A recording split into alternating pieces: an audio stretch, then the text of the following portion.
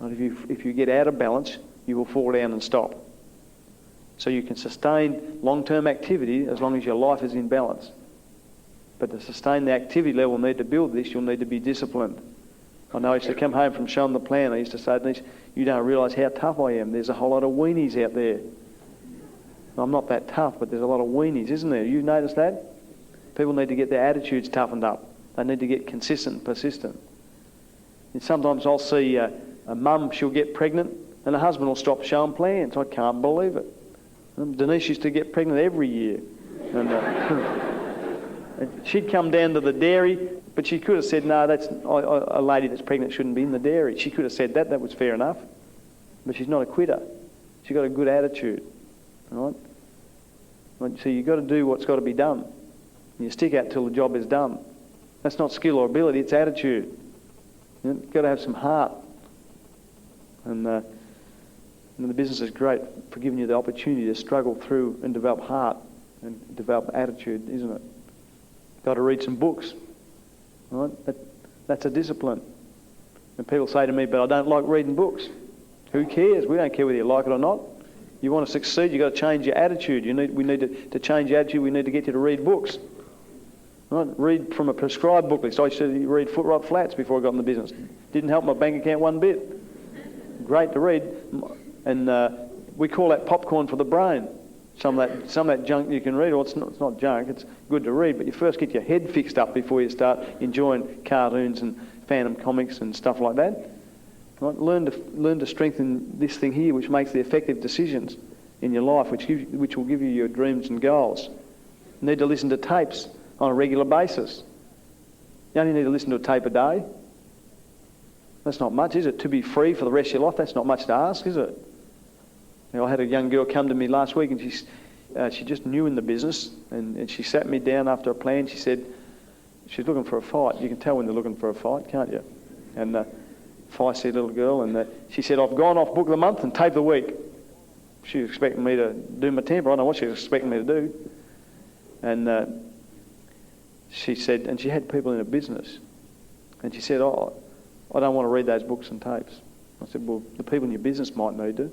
She said, I'll let them do it. I said, no, you just told them not to, because it's not by what you say, it's what you do. Right? And she said to me, well, do you think I can build the business? I said, if you're prepared to make the changes. She said, what sort of changes do you think I have to make? I said, we've got to obey his attitude to start with. And she wanted to know how I knew that. I said, because you won't go on books and tapes. And you have to be tough enough to be able to be prepared to make the changes. Changing hurts, doesn't it? And a lot of people aren't tough enough. So if you keep your eyes focused on your dreams, you'll find that you're incredibly tough. If you look at the price, you look at the cost, you'll end up giving up. You never win through because you look at the price. Because sometimes when you're paying the price, you're going to have to work long and hard for no result. We call that faith. Right? Faith that you can achieve your dreams. So at some point while you're building this business, you're going to have to work when there is no result. And I'll challenge you, is your goals and dreams strong enough? Are you focused on them that you can work, if required, for a period of time for no result? And that's the challenge. And that sorts out those that have got faith, those that have got that inner strength, those that have got that attitude, and they've got clearly defined goals. That will sort you out. It's like when I was a little boy at home, I used to pinch my mum's fly screens off windows, and I'd go out in the sand pit and I'd sieve sand until she caught me. And this business sieves people, doesn't it? The ones with the weak attitudes that haven't really got that desire for success. It's not a strong desire. They get shaken through the sieve. None of the good guys that are left. You're good guys because you're here. Isn't that great? And so we have to listen to tapes, lots of tapes. And she said, this girl said to me, she said, those books and tapes, they brainwash you, don't they? I said, yep, they sure do. Because I said, up to date you got brainwashed. She said, how do you know that? I said, because you just went off books and tapes. We need to be rewashed. We need to get our brains washed so we can be washed so we can succeed, don't we? We get some stinking attitudes in here, don't we? I don't know whether she's still in the business. But anyway, she needed to know that, didn't she? And we need to go to functions. And sometimes, I suppose, the rugby's on, isn't it, fellas? We like to go and watch the rugby, but the price for success is never ever miss a function. Don't go to functions when it's convenient, when you like to. Go to functions every month because you are a teacher, a leader of your people. Every time you do something, just think, if 1,000 people in my group were doing that, would I be happy? Well, that'll help you decide with what you're doing, whether it's the right thing or not. Never, ever, ever miss a function. It will be inconvenient and uncomfortable. Big deal. Lead other people. You serve people. As a leader, you must serve people. By serving them, you do what they need to do. Well, that young girl, she might have been more intelligent than me. She might not need those tapes. But her people did, so she needed to listen to them because she's serving her people. Setting an example. So even fewer people, right? So dreamers have to have a will to live, they have to have a will to succeed, and they have to have a will to serve. And great leaders will be great servers. And even fewer people have that will to serve because our culture is geared to self. Right? We're a self-serving culture, aren't we? And if you are geared to self, you'll usually end up destroying your relationships around you. I'll just give you a little bit of a history lesson. The Greek Empire lasted, not sure how many years it was, probably about 500 years. It doesn't matter. After the great Greek Empire, the Roman Empire followed. And the Roman Empire lasted to about 497 AD. And sure, it was still in place after 497, but for all intents and purposes, it was gone. The structure was there, the skeleton was there, but the muscles were gone. And I think there was even one more Caesar. And they actually retired him on a pension, and then a couple of years later they actually assassinated him. So it looked like the form was there, that the great Roman Empire was still there. And then it collapsed. And from the year 500 AD, we went into another era, and we call that the Dark Ages, because there was no world ruler during the Dark Ages. No one built roads or collected taxes or printed money or created universities or did anything. It was every man for himself, and we call it the Dark Ages because it was a terrible time on earth. And in the Roman Empire and the Greek Empire, as empires fail and collapse, you'll find that family values collapse. Sexual roles get confused. Leaders of those empires become corrupt and immoral. And so we went through the Dark Ages, and and after we went from to the year 1000, then the church stood up to take the role to establish order in society, to discharge mortgages and summonses and different things that had to be done for order to be sustained in society. The church took that role because there was no world empire to do that. And if you study your church history, you'll find that by the time we got to the year 1500, the church rulers had become corrupt and immoral. Another 500-year period passes, and the church collapses then as a world ruler, of order and stability. Still remained in place like the Roman Empire, but for all intents and purposes, it had no power. And then from 1500, another 500 years gets us to what year is that? Year 2000. And at the end of each of those 500-year time frames, society goes through convulsions and dislocation and changes, totally changes. And we are going through that right now.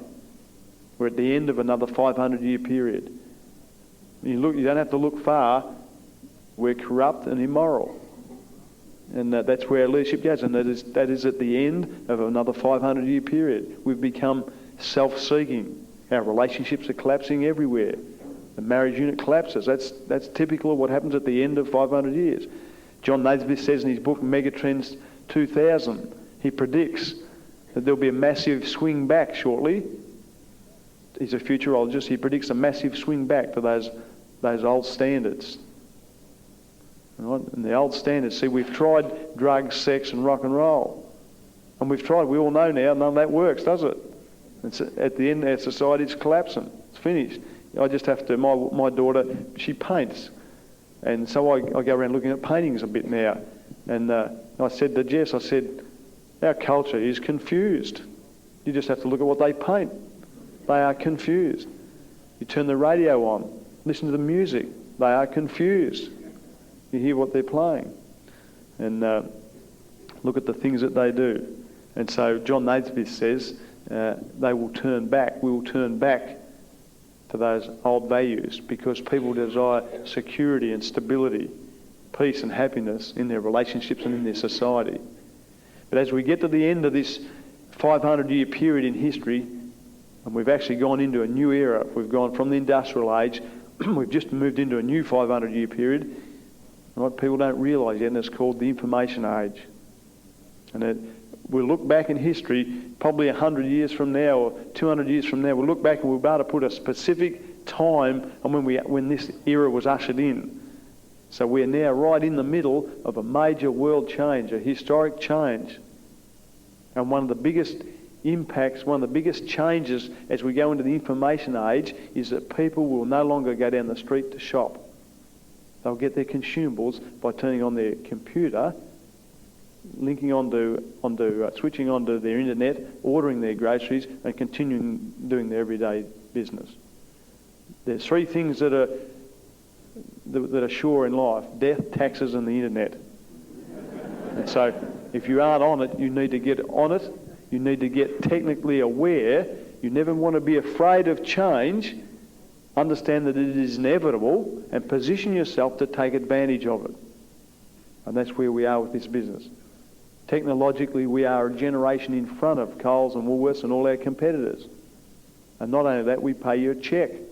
We share the profits with you for participating in the distribution part of in-home shopping. They can't do that. They can't match us. They haven't got the wherewithal to do what we can do. So we stand alone on an eve of a change in world history. And those that participate in this change will create empires that you can't even imagine tonight. Right? That you can pass on to your children and your children's children. That's great, isn't it? Very exciting time in history that we stand. So what I'm excited about is we can make a difference to the people in our society who are confused about their standards and where they're headed.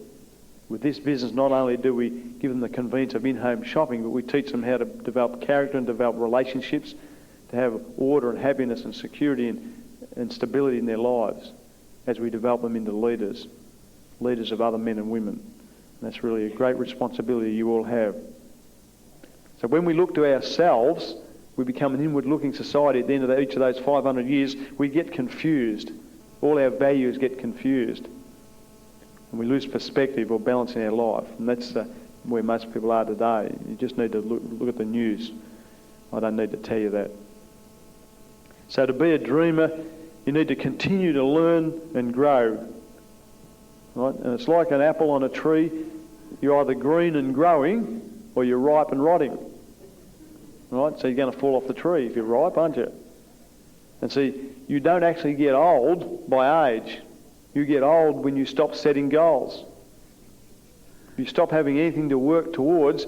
You don't use your brain much. You don't use your feet much. You all lose the ability, your capabilities. You get old because you stop having dreams. Right? So it's important for you to learn to go through that process of always having something else that you're working towards. It will keep you young. Right? It will add years to your life. So continue to learn and grow.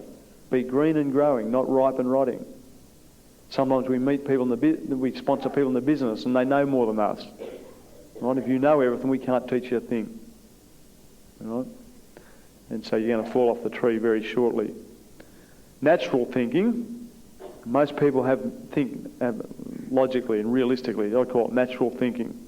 And it's limited to our human thinking, right? What we know based on what we've done so far. All right? That's really not a good thing to be. Learn to be a big thinker. Learn to think outside your parameters that you've got. And it's always exciting when you're a big thinker. It's risky, it's exciting, and you'll get passionate and excited about everything that you do. Do not bow to reason. It's a funny thing to say, isn't it? Do not bow to reason. what seems right depends on who you mix with. If you're a teenager and you're mixing with a bunch of teenagers who are all unemployed, it will seem right to you that you stay unemployed. If you're a dairy farmer, like I am or like I was, whatever the dairy farmers are doing seems right to you. I know when, as a result of the 1984 drought, we got ourselves into financial trouble. And so I did a very clever thing, not because I figured it out, but I was desperate for money financially, so I diversified my income. That's a basic wealth creation principle. You need to diversify your income.